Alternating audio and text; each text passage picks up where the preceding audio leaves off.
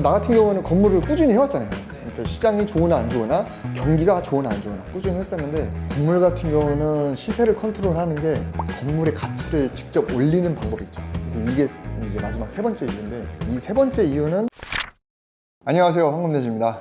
오늘은 그 정권이 바뀌고 이제 부동산 정책들이 하나씩 나오고 있죠. 최근에 6월 말에 대출 규제가 갑자기 실행이 됐어요. 그래서 그 이후에 어떻게 이제 시장이 변하고 있는지 대응이나 이런 거 한번 얘기해 보려고 카메라 켰습니다. 다른 유튜브 채널이나 이제 뉴스에서도 많이 나왔는데, 일단 이례적으로 굉장히 갑자기 깜짝으로 발표를 하고, 보통 이제 발표를 하면은 언제까지 유예 기간을 주는데 이거는 완전히 바로 적용을 시켜버렸어요. 그래서 조금 더 이슈가 됐던 것도 있고, 보통 이제 부동산 투자하면 아파트를 많이 하니까, 그래서 아파트를 살 때 대출을 많이 끼죠. 아파트를 살 때 대출을 받는 비율 가지고 그동안은 많이 해왔거든요. 내가 지금 한 달에 얼마 벌고 있는데 그 소득 대비해서 이자로 충당하는 비율을 조정하는 DSR 뭐 이런 걸로 규제를 했는데, 조금 이례적으로 금액으로 절대량으로 잘라버렸어. 그냥 6억까지만 대출을 받아라, 금액으로 잘라버리다 보니까 서울 수도권에는 아파트가 6억만 대출 받아서는 사는 게 사실 쉽지 않거든. 그전에는 그 주택수에 따라 달랐죠. 그래서 뭐 무주택자들은 조금 더 많이 해주고, 그 다음에 뭐 디딤돌이라든가 그런 정책적인 거에 따라 LTV가 여러 가지로 나눴었거든요. 사실 그전에 사회초년생들이나 아니면은 이제 30대 이제 결혼하고 이제 내 집 마련을 해볼까 하면은 대부분 이제 그동안 모은 돈 플러스 대출을 받아가지고 사거나, 아니면 전세 세입자를 들이면서 사. 소유자가 A야.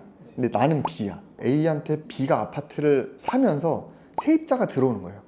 이 C라는 세입자는 전세자금 대출을 받아서 들어오고, 그 보증금으로 B가 A한테 줄 돈을 대체해가지고 그렇게 사는 방식이었는데, 이런 조건에 대해서는 이제 전세자금 대출이 안 돼요.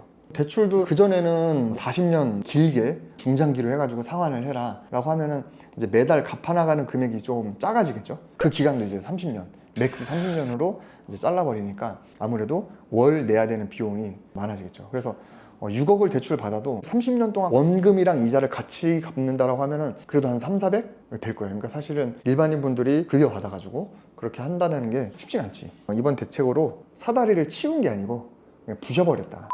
금리가 22년 말부터 해서 많이 높아졌는데, 그 뒤로 한창 올랐다가 낮아지는 추세예요. 경기가 너무 죽어있다 보니까 경기를 부양을 하려면 시장에 돈을 풀어야 되고, 시장에 돈을 풀으려면 돈의 가치인 금리를 좀 낮춰야 풀리거든요. 그래서 그렇게 조금 풀려고 하는 움직임도 있는데, 그러면 그 시장에 흘러간 돈이 사실은 어딘가에 자산으로 좀 갈 거거든. 근데 그 자산이 아파트는 막아놨어. 왜? 그동안 많이 올랐으니까. 그럼 그 돈이 어딘가를 가려고 할 때 정부에서는 주식 투자를 많이 하는 거를 원하는 것 같아요. 근데 이제 구조적으로 한국 주식은 미국 주식이랑 달리 이제 배당을 한다거나, 아니면 그 최대 주주, 그러니까 우리 재웅이 형이나 아니면 롯데나 이렇게 재벌들이 가문으로 이어지는 그런 성향들이 있잖아요. 미국이랑 달리. 그런 점들 때문에 아무래도 한국인은 좀 정서상 안정적인 걸 원하다 보니까 그 돈이 부동산 아파트가 아니면은 비아파트 부동산을 많이 해서, 그래서 요즘에 상가나 토지나 경매 뭐 이런 것들에 대한 관심들이 고금리 이후로 사람들이 관심을 많이 갖는 것 같아요. 그럼 이런 시기에 건물 개발은 해도 괜찮나요? 나 같은 경우는 건물을 꾸준히 해왔잖아요. 네. 그러니까 시장이 좋으나 안 좋으나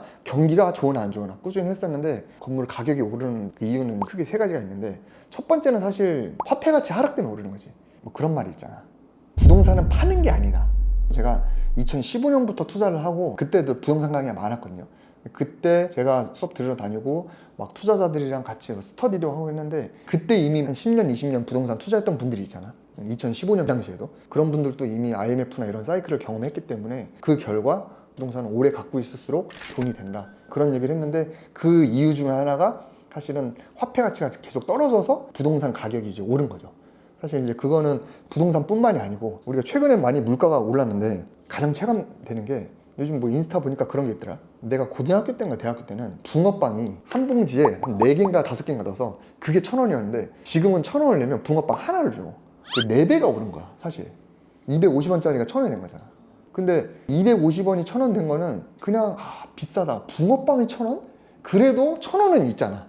근데 부동산이 4배가 오른 거는, 저도 2015년에 서울의 외곽인데 그때 신축 아파트 입주권을 살 때 그때 분양가가 3억이었거든요 근데 그게 지금 한 7, 8억 해요. 2배 올랐고, 그 다음에 강남 반포에 그 원베일리 있잖아. 원베일리가 처음에 미분양이었어요. 미분양이 해소되고 그때 30평대 아파트가 막 30억 막 이랬어. 아파트도 평당 1억 시대가 왔다.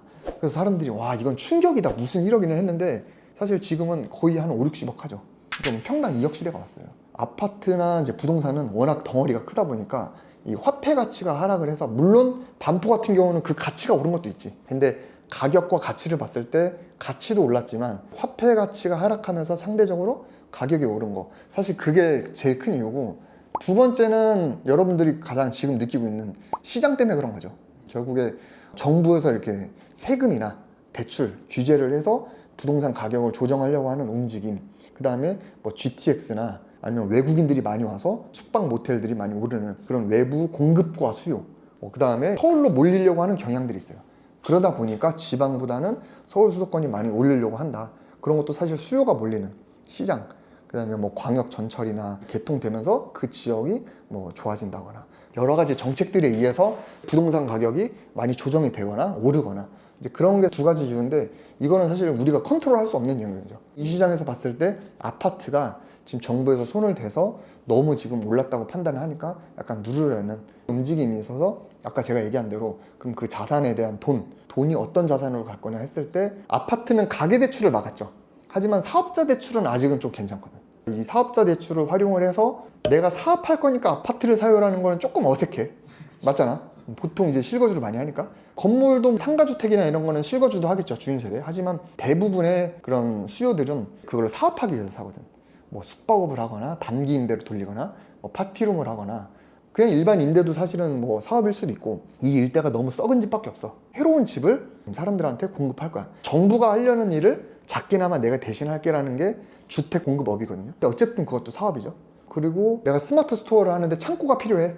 뭐 그런 식으로 건물 같은 경우는 사업자 대출을 활용하면 조금 여지가 있기 때문에, 사실 그런 거를 조금 활용을 해서 가계대출을 막았기 때문에 그런 부분도 좀 하지 않을까라고 생각을 해요. 저희가 그 시세를 어느 정도 컨트롤할 수 있는 부분도 있나요? 건물 같은 경우는 시세를 컨트롤하는 게 건물의 가치를 직접 올리는 방법이 있죠. 그래서 이게 이제 마지막 세 번째 이유인데, 이 세 번째 이유는 화폐 가치 하락은 물론 시장의 변동, 뭐 정부 정책이나 공급과 수요, 거기에 조금 덜 영향을 받고, 내가 뭐 2층짜리 썩은 집을 좀 대수선을 해서 조금 예쁜 3층짜리 건물로 만들었다 라고 하면은 면적도 늘어나고 깔끔해지고, 그러다 보니까 그 건물을 찾는 수요가 많아지겠죠. 그럼 임대료를 더 많이 받을 수 있고, 그러면 굉장히 미시적으로 봤을 때 그 건물 자체는 시장이나 이런 거는 좀 죽어도 이 건물 가치는 좀 오르겠죠. 사실 그거는 굉장히 약간 마이너하고 작지만 그래도 디테일하게 시장의 영향을 덜 받으면서 계속 가치를 올리면서 수익을 낼 수 있는 영역이고, 이것 자체도 아까 제가 얘기했던 사업을 하는 거랑 결부를 시키면 또 레버리지도 충분히 일으킬 수 있다 보니까, 사실 이렇게 하면서 꾸준히 수익을 내는 거는 시장의 영향을 전혀 안 받는다라고 보기는 좀 어렵지만 그래도 꾸준히 누군가는 계속 한다 라고 볼 수 있어요. 근데 지금 너무 사실 코로나 때보다 더 힘들다고 하니까 사실 지금 시장에 너무 돈이 말라가지고, 그리고 시장에 내가 볼 때 돈이 없는 건 아니야. 근데 그 돈이 안 돌아. 그러니까 사람으로 치면 피는 있는데 심장이 멈추니까 혈액순환이 안 되는 거야. 그러니까 사실은 금리를 해가지고 수혈을 받는 게 시장에 돈을 넣어주는 건데, 줘봐야 안 도니까 약간 그런 문제도 있어요. 결국에 여러분들이 두려운 게, 공사비가 비싼데 이거 대비해서 내가 효과가 있을까 했는데 나중에 임대가 맞춰질까, 돈이 있는데 아파트 규제하니까 건물이나 사볼까?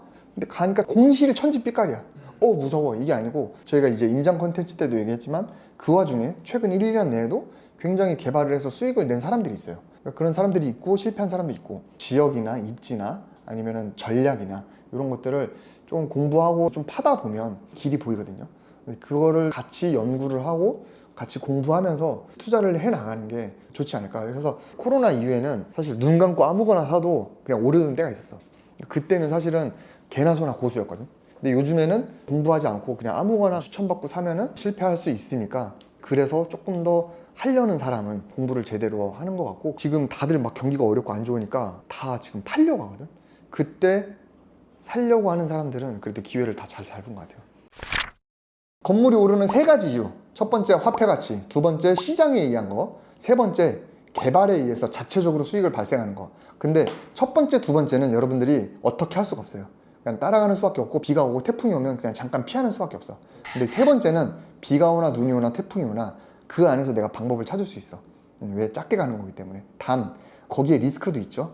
리스크가 여러 가지가 있는데 그거를 해지해가면서 꾸준히 수익을 낼 수 있는 방법들이 있는데, 그게 궁금하면 제가 무료 강의를 또 합니다. 요즘에 무료 강의가 유행이고 수강료를 받고 유료 강의도 하지만 그런 기본적인 것들을 요즘에 관심들이 많이 있으신 것 같아서 깨알 꿀팁 같은 거 무료 강의로 풀 테니까 초보분들을 위해서 전자책으로 먼저 예습할 수 있게 제공을 해드리니까 참여를 해주시면 좋을 것 같습니다.